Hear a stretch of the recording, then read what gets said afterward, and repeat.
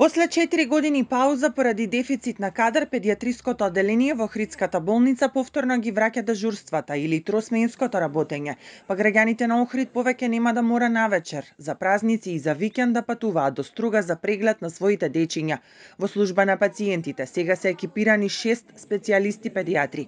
Дополнително на специјализација се 5 доктори кои најбрзо би дошле овде на работа за 2 години.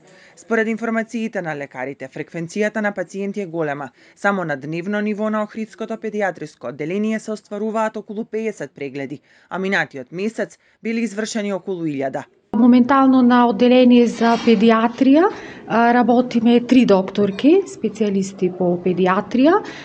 Дополнително за втори смени и дежурства доаѓа и докторка специјалист педиатар, работена во здравствен дом Охрид.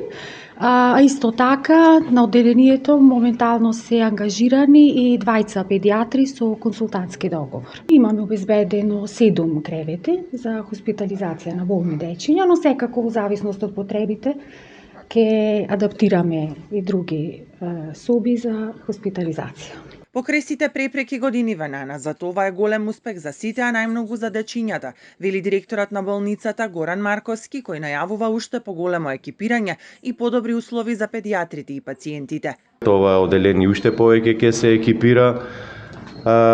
Во претходните месеци се извршени и одредени реновирање и санации на одделението за да се создадат едни оптимални услови за функционирање на одделението, се изврши санација на санитарните чворови, се изврши модернизување на целото одделение. Ево сакам да искористам прилика да најавам дека во момент е изготвување на проект за целосно реновирање на ова одделение, со што ветувам дека наредната година ова одделение ќе прерасне во едно од поубавите детски одделенија во нашата држава. Инаку педиатриското одделение ги укина дежурствата и како дневна амбуланта почна да работи во 2021 година, бидејќи остана само со 2 педиатри.